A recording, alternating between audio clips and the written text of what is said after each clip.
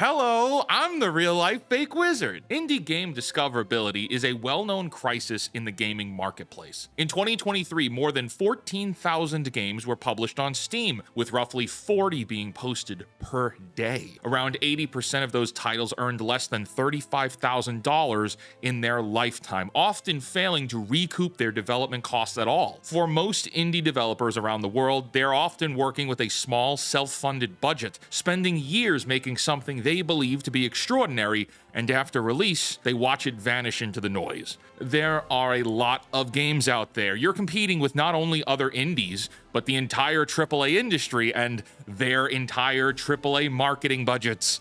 But also, platforms like Steam aren't designed for discoverability. Steam is designed for sales conversions first and foremost. Now into this crisis enters IndiePass, announced by Indie.io and launching globally on April 13th, 2026. IndiePass labels itself as the world's only subscription platform dedicated exclusively to indie games, as if that's something to be excited for. For $6.99 per month, gamers get unlimited access to a catalog of 70 titles, with more titles on the way. Developers would earn revenue based on how much time gamers spend playing their games. Their positioning is that this is a dedicated destination where indie fans can discover new titles and developers can build sustainable ongoing monetization. Discover is the key word here that we'll touch on more in a moment. IndiePass is a service created by Indie.io, formerly known as Freedom Games, and was founded in 2020. In 2022, Freedom Games raised $10 million in venture capital, and in 2024, the company rebranded to Indie.io.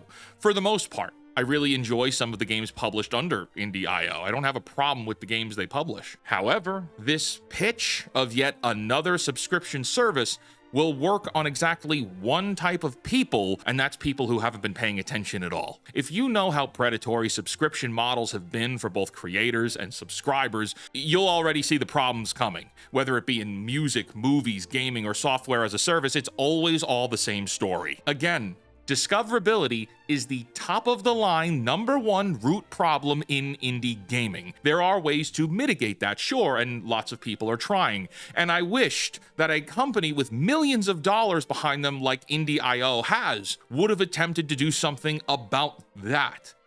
But no.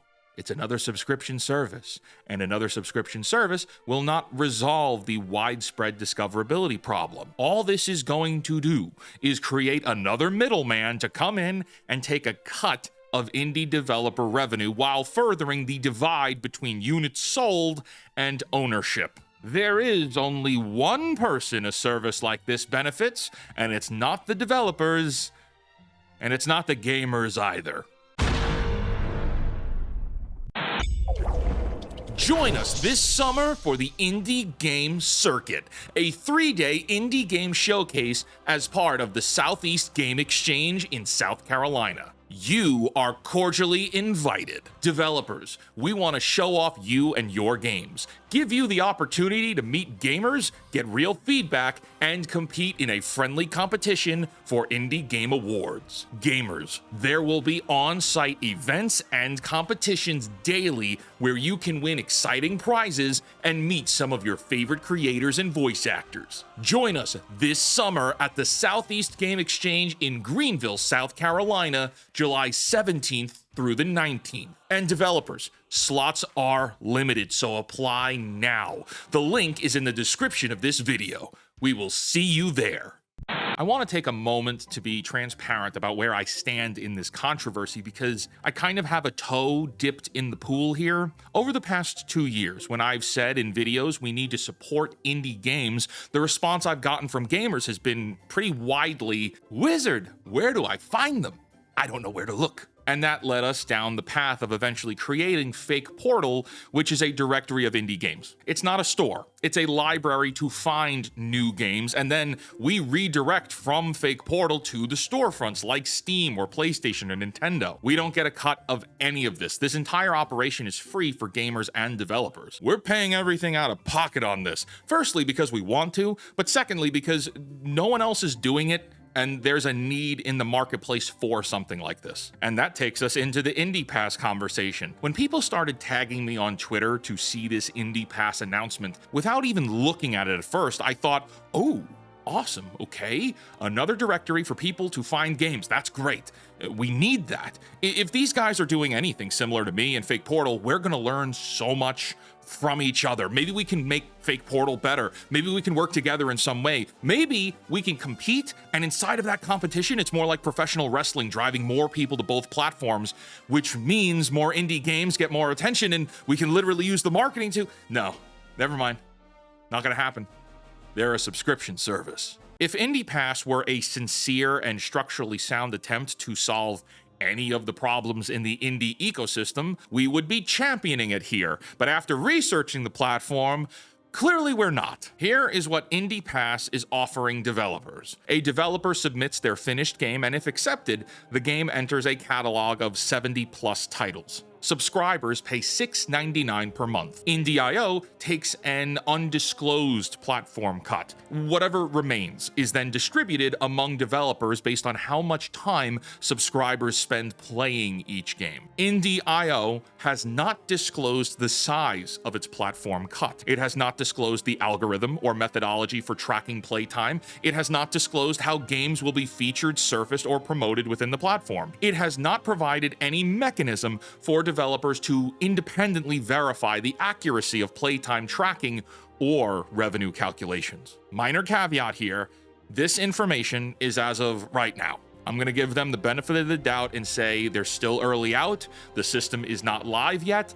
Maybe they will be more forthcoming with information in the coming weeks, but as of now, we've got nothing. The platform requires its own dedicated launcher, a separate client that must be downloaded and installed, entirely independent from things like Steam or Epic Games. To be clear, games played through IndiePass are played outside of Steam entirely. The pitch to developers emphasizes what IndiePass doesn't require. There's no exclusivity, no long-term commitment, and the freedom to leave IndiePass at any time. What it also doesn't require from itself is any financial risk, any upfront investment in developers it serves, or any transparency about how the money flows. And that brings us to the payout systems for developers. The idea of paying developers based on how much time players spend in their games sounds intuitive on paper, but in practice, and with a little bit of history and a little work on the Google machine, it is a model that has been tried before and has consistently harmed the creators it claims to support. Apple Arcade launched in September of 2019 with similar optimism, a curated subscription service for premium games free of ads and microtransactions designed to let creative developers thrive. The service launched with 71 titles and a revenue model that, like IndiePass here, distributed payouts based on player engagement metrics. Within a year, payouts to developers from Apple Arcade's per-play bonus pool began declining. The model naturally rewarded games with long-term retention, like puzzle games with daily challenges, endless runners, and live service titles, but the shorter narrative-based games and premium-style indie titles were unlikely to earn a decent payback. Developers started pulling their games from the service because of this, and then Apple canceled an unknown number of projects mid-development. The service pivoted toward family-friendly games with established IPs, supplemented by repurposed App Store titles with ads stripped out of them. Years after launch, Apple Arcade had attracted significant criticism, specifically for its engagement-based payment system, which indirectly caused the voluntary removal of less popular games by the developers. IndiePass is replicating this model almost exactly with fewer resources, a much smaller audience, and way less leverage than Apple had. See, the fundamental problem with playtime-based revenue is that it defines a game's worth by how long it keeps someone occupied. This metric has nothing to do with artistic quality or emotional connection or narrative craft or design innovation. Some of the most well-received games the indie movement has produced are short in duration. Under a playtime revenue model, every single one of these games would be financially punished for their let's say, restraint. A procedurally generated roguelike like Slay the Spire, that keeps a player looping for 200 hours would earn orders of magnitude more revenue from the same subscriber than a tightly authored narrative experience that delivers its full emotional payload in an afternoon. The design incentive that this creates is corrosive. If revenue is tied to hours logged, the rational developer response is to add padding, more grind, procedural filler, daily login rewards, and all the retention mechanics that indie games were supposed to be the antidote to. It's also all the things that gamers don't want no more. The playtime model underpays short, authored experiences and also creates evolutionary pressure toward making indie games longer, more addictive, and worse off. Okay, but we're just getting started here. Let's follow the money. IndiePass launches with 70 plus games at $6.99 per month. Assume Indie.io takes a 30% platform cut, which is a generous assumption since they haven't disclosed the actual figure. That leaves roughly $4.89 per subscriber per month to distribute among all games based on playtime. Now, consider a subscriber who plays 3 games in a month. 20 hours on a roguelite, 5 hours on a strategy game, and maybe 2 hours on a narrative walking simulator. The Walking Sim, which is a game that might retail for $15 on Steam, receives 2 out of the 27 total hours of play. Its share of that subscriber's $4.89 comes to approximately 36 cents. To restate this, that's 36 cents for a game someone might otherwise have purchased for $15. The math ain't mathin'. Scale this across the subscriber base, and it doesn't get much better. With an unproven platform, a catalog of largely unknown titles, and no anchor franchise to drive subscriptions, the total subscriber count is likely modest at launch. Even if IndiePass manages to attract, let's say, 5,000 subscribers in its first few months, the total developer pool after Indie.io's cut would be roughly $24,450 per month, split across 70 plus games by playtime. A narrative game capturing 2% of total playtime across the platform would earn roughly $489 per month. A developer who spent 2 years building that game would need to stay on IndiePass for over 5 years just to match what a single moderately successful Steam launch week might generate. Meanwhile, a single copy sold on Steam at, let's say, $14.99 during a seasonal sale, well, that nets the developer roughly $10.49 after Valve's cut. That one sale is worth more than what dozens of IndiePass subscribers might generate for the same game over the same period. A subscription business model concentrates revenue at the platform level while dispersing crumbs among the creators who provide the content. I said it at the beginning here. Someone is winning, but it's not developers, and it's not the gamers either. But okay, so the money pooling is an issue. The payout structure here is an issue. Indie.io, however, the parent company to IndiePass, is a publisher in the indie game space. Indie.io publishes games. Indie.io's published games are in the IndiePass catalog. Indie.io controls what gets featured, promoted, and surfaced on IndiePass. This is a structural conflict of interest that exists regardless of anyone's intentions. The launch catalog already features Indie.io's own titles, but they're looking for more developers from outside to submit their games to IndiePass to join this catalog. Who decides which games get the banner position on the homepage? Who controls the newsletter to those millions of users that Indie.io claims as its connected audience? Who determines the recommendation algorithm, the editorial picks, or the marketing pushes? Until they can prove their methodology for promoting all the games on their platform, then we are forced to consider and believe that Indie.io published titles are going to receive the most playtime because Indie.io is the same entity that has a direct financial interest in those titles succeeding. Now, we've basically confirmed that IndiePass, in the way it's being presented today, has a lot of flaws, many of which I hope IndiePass clears up with more transparency. However, that takes us to the larger conversation. This platform's existence threatens the broader indie ecosystem and encourages negative audience behavior towards indie games. There is a well-documented phenomenon across entertainment industries. When subscription services become available, consumers wait for the content to arrive on the platform rather than pay for it up front. This effect has been felt more acutely in cinema, where it contributed to the near total reconstructing of theatrical distribution. We discuss this here on the channel often. Subscribe if you're not yet subscribed.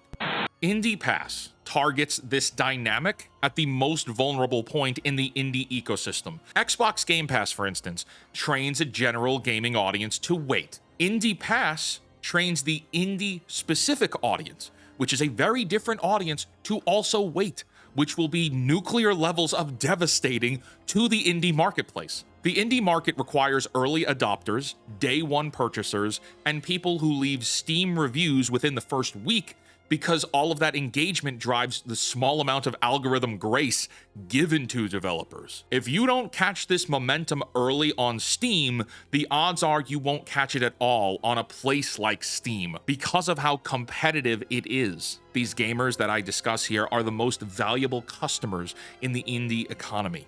If even a fraction of them shift from "I will buy this game at launch" to "I will check IndiePass first," the ripple extends to every indie developer selling on Steam, whether they participate in IndiePass or not.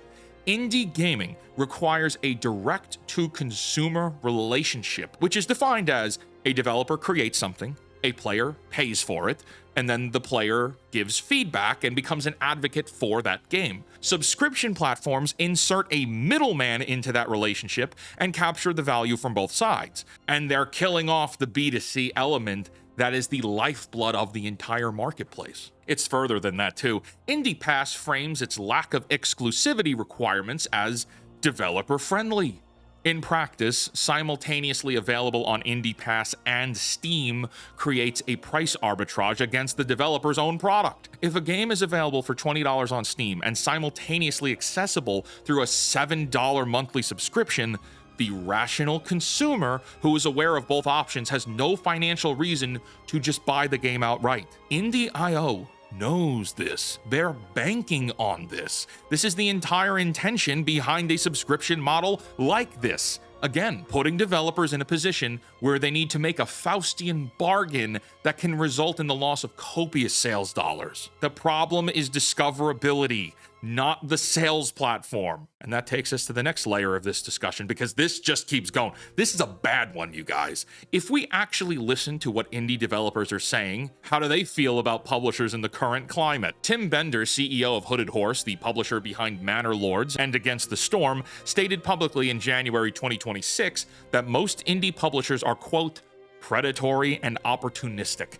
He described the standard playbook: sign a large volume of games, invest in the ones that succeed on their own merits, ignore and abandon the ones that don't, and siphon whatever revenue they can through recoup clauses. His advice to developers was blunt. Most indie developers should be self-publishing rather than working with indie publishers at all. Developer Tyler Glale captured the philosophical rot at the heart of the indie publisher ecosystem. Quote, "I'm old enough to remember when the entire point of the indie game dev movement was to free ourselves from publisher control. And now, 90% of the threads on public game dev forums are, 'Is this publishing deal okay?' Where the terms are like, 'We recoup 500%, then you get 10%. IndiePass fits directly into the pattern that these developers have identified. It uses the language of empowerment and discoverability, promising to solve the very problems that the oversaturated market has created. And it offers terms that primarily benefit the platform operator while asking developers to bear all of the creative and financial risk here. And there's a reason for that too. Indie.io raised $10 million in venture capital. We know that this was at some point in 2022. We don't know what the situation there is at all, but that money comes with expectations, as all money does. VC investors do not write checks as charitable contributions. The math on generating those returns from a $6.99 monthly subscription with 70 games suggests that the current terms are the floor, not the ceiling, of what Indie.io will eventually need to extract from the platform. If you put more games on the catalog, it means each developer's share of the playtime pool diminishes. More aggressive subscriber growth will require more and more marketing spend, as well as more prominent, high-engagement titles, likely Indie.io's own titles given the self-dealing structure of it all. If subscription revenue alone doesn't meet targets, the platform will face pressure to introduce additional revenue streams like promoted placements, tiered visibility, advertising, data monetization, or they'll just renegotiate developer terms. Nothing is off the table here. This is a massive problem with another middleman coming into the gaming market. It's predatory, designed to get gamers and developers hooked on the subscription service, and then the operator can change the terms of the subscription at any time, always. Do you remember how much Netflix cost when it launched on streaming? It was only $7.99 a month. How much was Disney Plus on day one? Oh, $6.99. Hulu was $10 a month and it dropped to $7.99. Game Pass was $9.99 a month and now it's $30 a month for the ultimate. Every single investor-backed content platform in history has followed this trajectory. The generous early terms are the loss leader. They exist to build the catalog and the subscriber base. Once the platform has leverage, and once developers have restructured their expectations around subscription income, and once subscribers have formed the habit of accessing indie games through IndiePass, they rug pull you, and the terms will change. Well, let's see. Apple Arcade's declining payouts, Spotify's per-stream rates falling year after year, Netflix renegotiating licensing terms downward as its subscriber base grew. In every case, the creators who build the catalog were the first to feel the squeeze. The bottom line is that IndiePass, as it exists today, is not a solution to indie discoverability. This is a monetization layer Trojan horse. It asks developers to hand over finished products with no guaranteed return. It pays them in fractions of pennies, filtered through an opaque algorithm. It considers platform power in the hands of a company that also publishes competing titles in its own catalog. And it trains the most important audience in the indie ecosystem to stop doing the one thing that keeps indie gaming alive. And the best part of all of this for you watching is you don't have to do anything complicated to push back on this. It's very simple, my friends. If you're unhappy with the idea of another company trying to be greedy and take advantage of both gamers and developers, you just don't subscribe. That's it. And you tell people online that you're not subscribing, and then tell them why. And if you don't want to write it all down, just share this video. The best way for gamers and developers to have a healthy relationship is that developers make games and gamers buy them. Injecting a middleman into this relationship gives all the power to the middleman. Now, discoverability continues to be an issue. We are trying our best to combat that with Fake Portal. Are we perfect? No. Could we do things better? Yes. Are there hundreds of features we're working on adding to be better? Absolutely, but we're like 2.5 people and we're doing the best we can with what we've got. I wish we weren't alone in that regard. Publishers, you've got all this money. Do something with it. No, number must always go up. We must deliver value to shareholders and investors. Yeah. Well, if you solve the discoverability crisis without being a greedy sack of elephant crap, then all numbers will go up, because there would naturally be more sales. It always comes back to one thing, my friends. These companies are greedy, and that makes everything more difficult for all of us. Until next time, create, innovate, inspire others to do so as well, and for the love of God, cancel Disney Plus. And don't sign up for IndiePass. Bye-bye.